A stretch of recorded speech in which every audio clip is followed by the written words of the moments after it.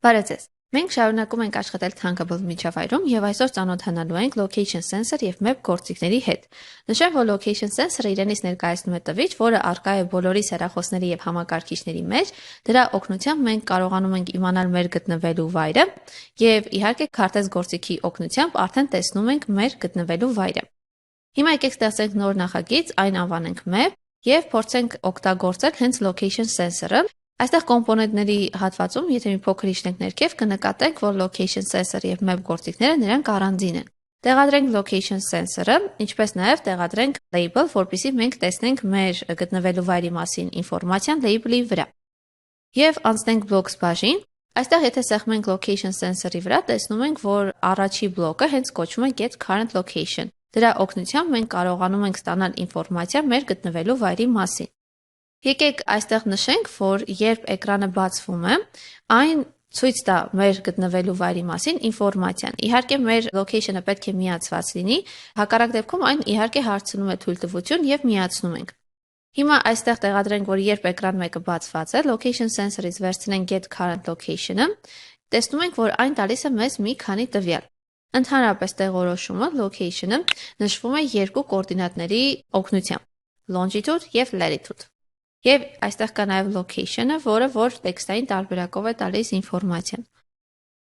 Text բաժնից վերցնենք join բլոկը եւ փորձենք այս 3 տվյալները միացնենք իրար եւ ցույց տանք մեր label 1-ի մեջ։ Եվ որպեսզի իրար տակ գրվեն, այստեղ text բաժնի ամենավերջում կարող ենք նաև վերցնել new line բլոկը, որպեսզի այս տվյալների արանքում նա նոր տող ստեղծի։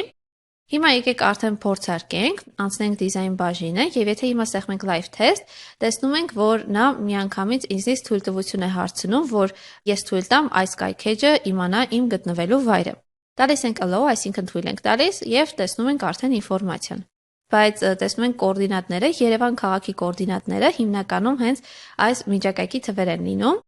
Նշեմ, որ սա կարող ենք մենք նաև տեսնել հեռախոսի մեջ։ Մեր հեռախոսի մեջ այսօր կսովորենք կապել մեր ստեղծած հավելվածը մեր հեռախոսի հետ եւ արդեն ծրագիրը թեստավորել ոչ թե համակարգչով, այլ հեռախոսով։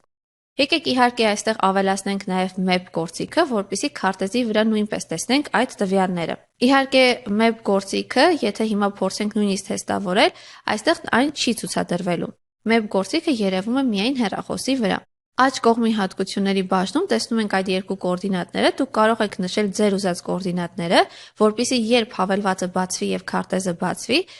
քարտեզի կենտրոնում միանգամից երևա ձեր ուզած հասցեն։ Օրինակ մենք կարող ենք նշել Երևան քաղաքի կոորդինատները, իսկ արդեն zoom հատկության միջոցով մենք կարող ենք խոշորացնել, թե որքան խոշոր ենք ուզում տեսնել, որքան մոտ ենք ուզում տեսնել այդ քաղաքը։ Այդ տվյալները ավելացնելուց հետո եկեք անցում կատարենք բլոկերի բաժինը,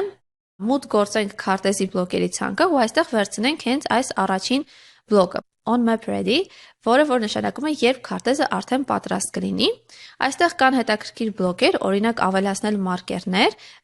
որպեսզի մենք նկատենք, որ քարտեզի վրա այն ճիշտ կետով է նշել։ Տեղադրենք add marker բլոկը ու տեսնում ենք, որ այստեղ ես պետք է նշեմ կոորդինատներ, ինչպես նաև կարող եմ նշել հասցեի անվանումը։ Օրինակ նշեմ վերնագիր որպես Երևան եւ կարող եմ այստեղ description բաժնում նկարագրություն գրել այս քաղաքի։ Եվ կարմիր գույնի մարկերով այնտեղ քարտեզի վրա կերևա այս կոորդինատները։ Կամ կարող ենք մենք ձեռքով ավելացնել կոորդինատներ, կամ կարող ենք location sensor-ի օգնությամբ դա անել։ Այսինքն այստեղ վերցնենք կրկին get current location-ը, տեղադրենք մեր add marker-ը նրա ներսում եւ այստեղից փոխանցենք մեր այս երկու կոորդինատները։ Եթե դուք ցանկանում եք օրինակ այլ քաղաքների կամ այլ մարկերներ ավելացնել եւ նշել ձեր ուզած հասցեները, օրինակ սովորենք թե ինչպես պետք է ավելացնենք Երևան քաղաքի կոորդինատները, ինչպես կարող ենք իմանալ մեր ուզած հասցեի կոորդինատները։ Ընդհանրապես բացում ենք ցանկացած բրաուզերում Google եւ այնտեղ գրում եք ձեր ուզած քաղաքի անունը ու կողքը գրում եք այդ երկու կոորդինատների անվանումները longitude եւ latitude։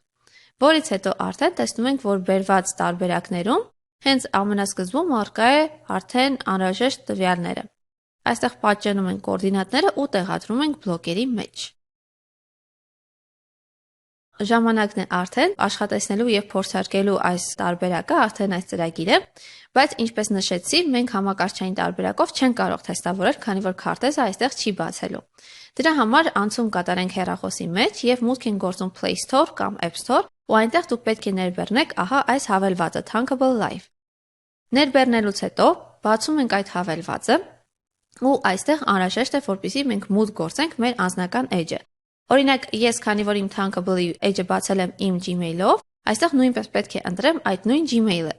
Ընտրելուց հետո այն ավտոմատ կերպով բացում է ամենավերջին ծրագիրը, որը ես ստեղծել եմ։ Եվ տեսնում ենք, որ միանգամից բացում է քարտեզը։ Իհարկե դուք այստեղ կարող եք ետ գնալ ու տեսնում ենք այստեղ, որ մեր պատրաստած նախագծերը առկա են այստեղ, ինչպես նաև ուսուցողական ծրագրերը, որը որ Thunkable-ն է արդեն պատրաստել եւ առաջարկում, դրանք նույնպես այստեղ առկա են ու դուք կարող եք ձեր հեռախոսի վրա թեստավորել։ Եվ կարող եք ընտրել ձեր պատրաստած ծրագրերից որը որ ցանկանում եք ու թեստավորել այն, օրինակ ընտրենք Map-ը եւ արդեն բացում է քարտեզը, քանի որ ես շատ էի խոշորացրել, հիմա փորձեմ փոքրացնել ու գտնում ենք արդեն մեր մարկերը։ Իհարկե, քանի որ այն առաջին անգամ է բացվում եւ սա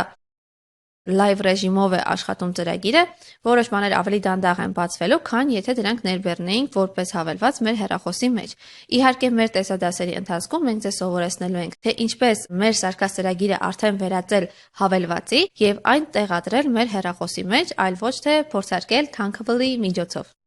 Այսքան այս տեսադասի համար, շնորհակալություն։